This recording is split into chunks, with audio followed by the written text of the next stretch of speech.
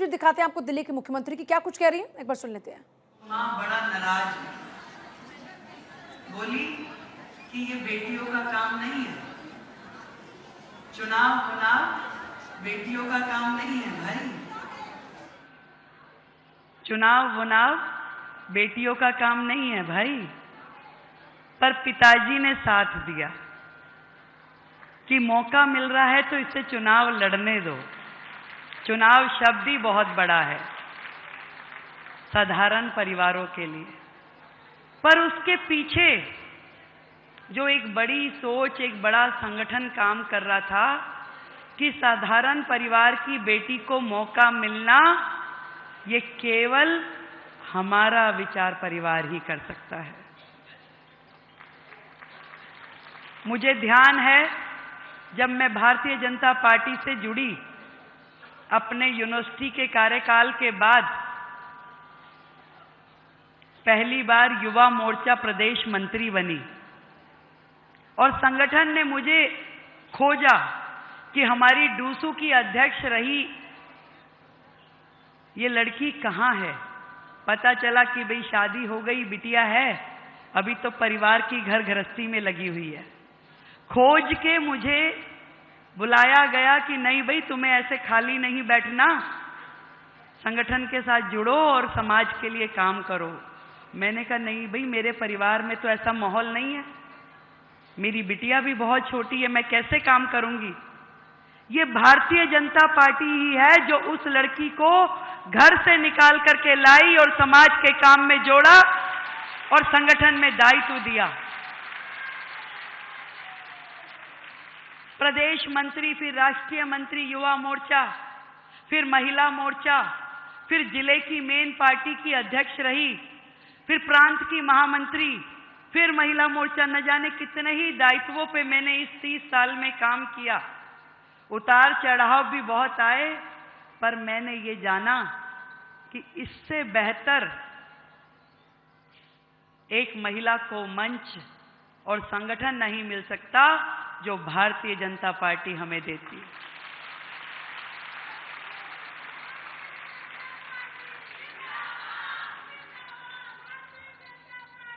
बहुत कुछ मिला, वो सम्मान मिला जिसके हम खाली सपने देखते थे, वो अधिकार मिला जो हमारी पहुंच से बाहर था, वो मंच मिला जिस पे खड़े होकर के अपने मन की बात कह सकते थे।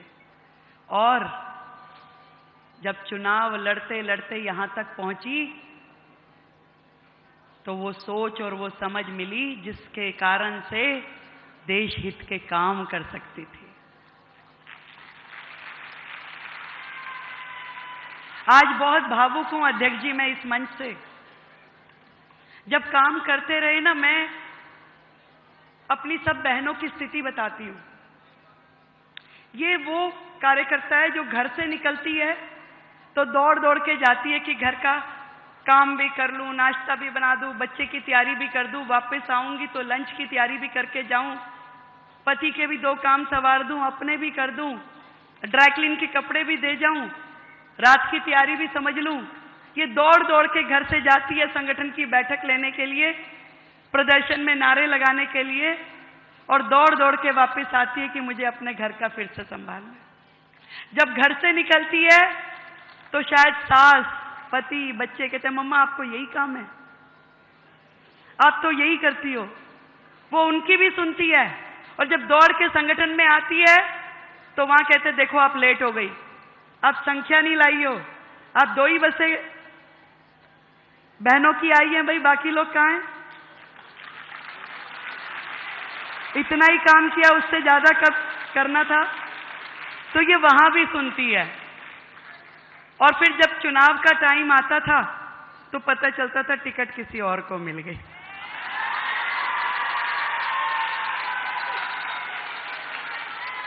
बड़ा नजदीक से मैंने अपनी बहनों को काम करते हुए देखा है। अपेक्षाएं तो बहुत सारी होती थी, पर तकलीफ समझने वाला कोई कोई होता था। जैसे जैसे संगठन में काम करती गई तो मुझे पता चला कि भी ये परिवार बहुत बड़ा है। बहुत सारी जिम्मेवारियां निभानी होती है। अपेक्षाएं तो बहुत सारी होती हैं, पर एक जज्बा यदि दिल में हम लेके चलते हैं कि नहीं हमें काम करना है, तो धीरे धीरे मंजिलें मिलती जाती हैं। बहुत नजदीक से मैंने तब समझा, यहाँ पे मंच पे बैठी मेरी एक एक बहन की एक एक कहानी है। मुझे ध्यान है जब संगीता यादव को चोरा चोरी से टिकट नहीं मिली तो उसकी आंखों में आंसू थे। राष्ट्रीय अध्यक्ष जी को बोला कि मैं तो विधायक थी, मुझे टिकट नहीं मिली, गठबंधन में सीट चली गई। तो मैंने देखा कि कैसे पार्टी ने उनकी चिंता करी और उनको राज्यसभा दे दी, विधायक से हटा के राज्यसभा दे दी।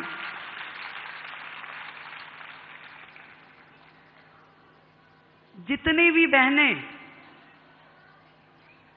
मुझे माया निरोलिया जी का याद आता है, हमारी मध्य प्रदेश की महिला मोर्चा की अध्यक्ष थी, टिकट की पहली दावेदार थी, नहीं मिल पाई कैलकुलेशंस में, उसको बड़ा बुरा लगा, पर पार्टी ने चिंता करी, उनको भी संसद के सदन तक पहुंचाया। हमारी यूपी की अध्यक्षा रही और जब उनको टिकट नहीं मिली तो उनको भी इसी तरीके से आगे बढ़ाया। एक एक बहन का अपना एक वो है, दायित्व देना, पद देना। कोई एमएलए बनी, कोई निगम पार्षद बनी, कोई सरपंच बनी, कोई सांसद बनी, कोई राज्यसभा से जुड़ी और अब कोई मुख्यमंत्री भी बना दी।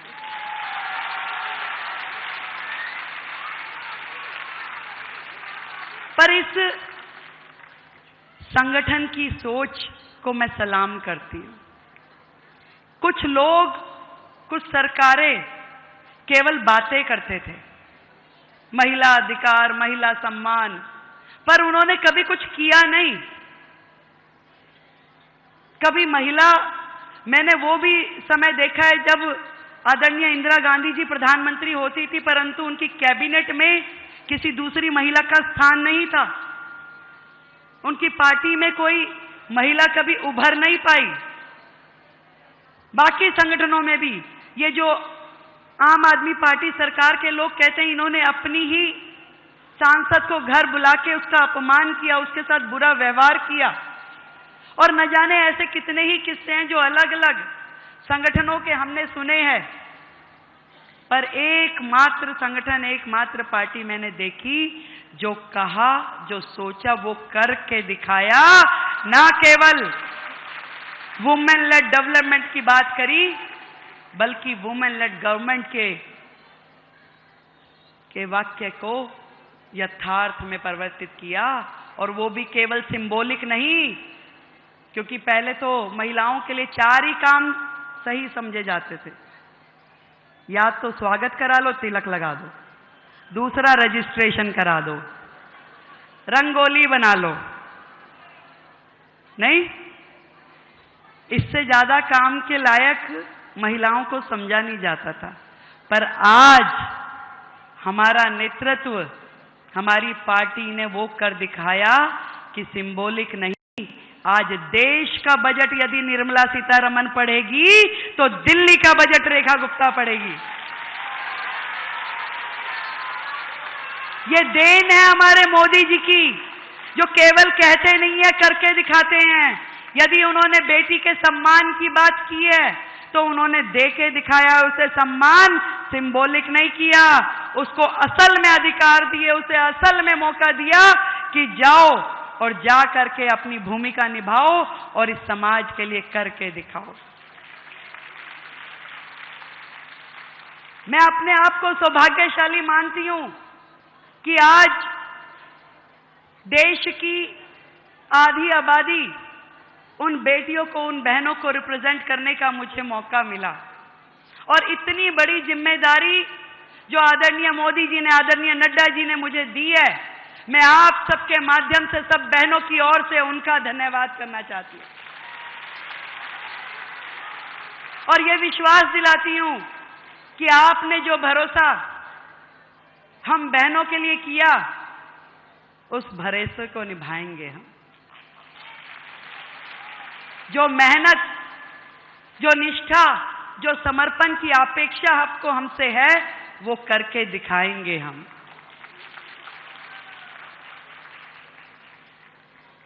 ये सारी बहनें जो यहाँ बैठी है, उनके चेहरों पे मैंने वो खुशी देखी है जो कि शायद उनको स्वयं भी कुछ मिल जाता, उससे भी बढ़कर के खुशी आज आपके चेहरों पे मैं देख रही हूं। और जिस दिन से घोषणा हुई है अध्यक्ष जी, उस दिन से देश भर से जो संदेश मुझे मिल रहे हैं, देश भर की बहनों में जो उत्साह है, वो कमाल है। जहां जाती हूं, बहनें खुशी के मारे समझो कि पागल हुई जा रही। आज पूरे राज्य से, एनसीआर से, देश भर से बहनें सुबह सवेरे 6 बजे से घर आ जाती हैं। भाई क्यों आई हो? केवल बधाई देनी है। मेरा मन बड़ा प्रसन्न हुआ कि एक महिला को इतनी बड़ी जिम्मेदारी मिली है, वो ये खुशी में आ रही है। इतना सम्मान आपने महिलाओं का बढ़ा दिया कि मैं आपको किन शब्दों में धन्यवाद करूं। आज देश के मतलब नॉर्थ से लेकर केवल और केवल भारतीय जनता पार्टी का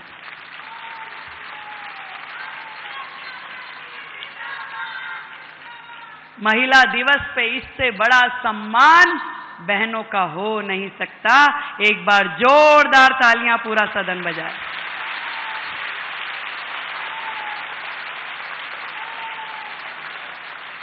%33 रिजर्वेशन देने वाली बातें तो बहुत लोग करते थे, पर हमने वो सदन भी देखे हैं कि वो पर्चे वो लाते थे बिल और वहीं फाड़ दिए जाते थे और गायब हो जाते थे। सालों में नहीं हुआ। एकमात्र पार्टी, एकमात्र नेता जिसने हमें 33% रिजर्वेशन देके सम्मान दिया, वो केवल नरेंद्र मोदी है।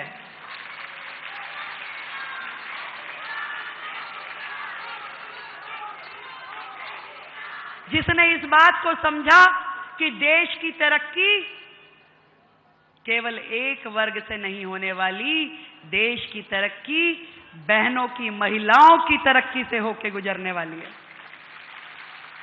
मैं आज मुख्यमंत्री के नाते जब इस मंच पे खड़ी हूं, तो मैं जरूर बताना चाहूंगी कि आदरणीय नरेंद्र मोदी जी जिस एजेंडा को बहनों के सम्मान में देश में चला रहे हैं, उसी तरीके से हम दिल्ली में भी अपनी बहनों को सशक्त करने के लिए उनके स्वास्थ्य की, उनकी शिक्षा की, उनकी सुरक्षा की और उनकी समृद्धि के लिए हर वो काम करने वाले हैं जिसका वायदा हमने किया है।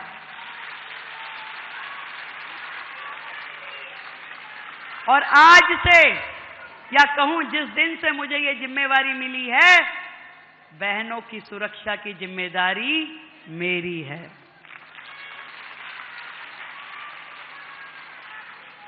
केंद्र सरकार के साथ डबल इंजन की सरकार के रूप में हर वो काम करने की प्लानिंग हो चुकी है जो कि दिल्ली को और अधिक सुरक्षित और अधिक समृद्ध बनाने वाली है।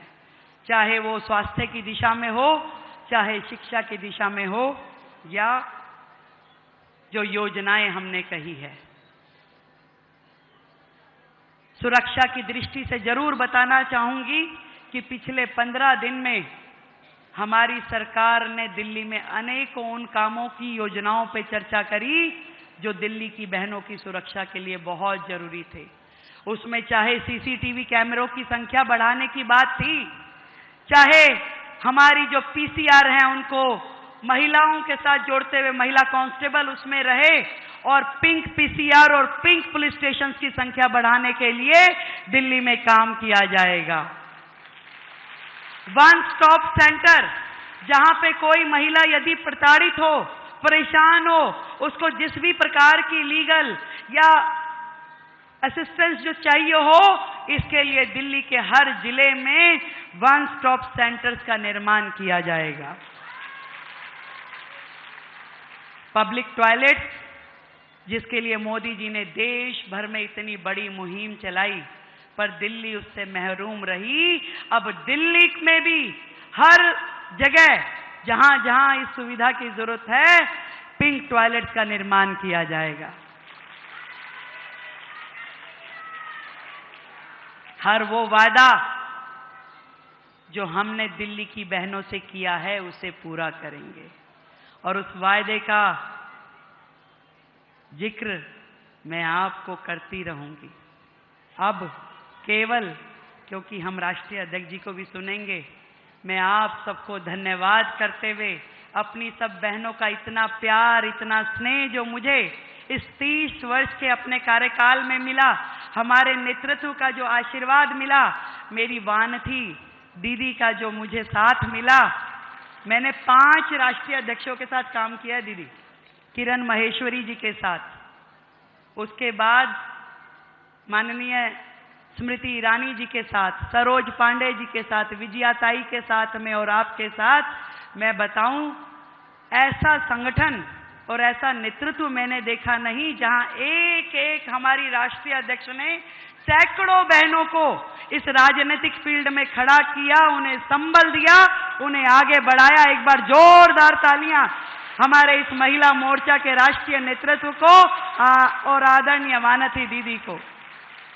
जब यूपी में चुनाव था और आपने पहली बार इतने बड़े स्तर पे महिला विस्तारकों की योजना बनाई, तो मैं आज आपको याद दिलाती हूं कि उस समय 800 महिलाएं देश भर के कोने कोने से उत्तर प्रदेश गई और महीनों उन्होंने वहां पे काम किया, कोई 1 महीना, कोई 2 महीना, क्योंकि ये एक इतना बड़ा मजबूत संगठन है जिसमें हर व्यक्ति की भूमिका सुनिश्चित की गई और एक बहुत बड़ा रोल महिला मोर्चा का रहा, जिसमें मैं बता सकती हूं कि अपना घर बार परिवार छोड़ के किसी अन्य राज्य में 2-2 महीना काम करना, यह केवल भारतीय जनता पार्टी का संगठन ही कर सकता है।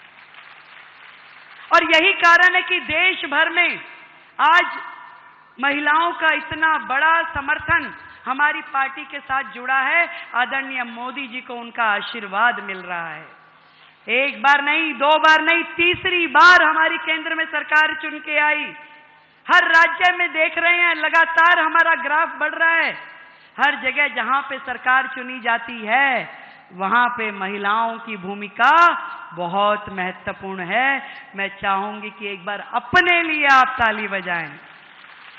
इतना काम आपने किया, चाहे वो हरियाणा था, चाहे छत्तीसगढ़ रहा, चाहे मध्य प्रदेश था, उत्तर प्रदेश था, दिल्ली, हर राज्य के लिए आप लोगों ने बहुत काम किया। और आज सरकार निर्माण में और भारतीय जनता पार्टी का ग्राफ जो बड़ा है उसमें बहनों की बहुत बड़ी भूमिका है। और शायद उसी भूमिका को देखते हुए हमारे राष्ट्रीय नेतृत्व ने लगातार इस सम्मान की श्रृंखला जारी रखी है कि हर एक के लिए यहाँ पे कुछ ना कुछ पद, दायित्व, हर चीज हमें मिल रही है। मैं दिल की गहराई से अपने संगठन को धन्यवाद देती हूं और कहना चाहूंगी कि जो ठान ले वो हर जंग जीत जाती है। जो ठान ले वो हर जंग जीत जाती है। नारी जब उठे तो कायनात हिल जाती है। कलम हो हाथ में या तलवार की धार, हर दौर में उसने रचा है एक नया इतिहास। बहुत बहुत धन्यवाद मेरी सभी बहनों का। आप सबको मेरी ओर से महिला दिवस की ढेरों शुभकामनाएं। और ये समय है अपनी उपलब्धियों को सेलिब्रेट करने का, ये समय है अपने सशक्त भारत की ओर कदम बढ़ाने का। जय हिंद, जय भारती।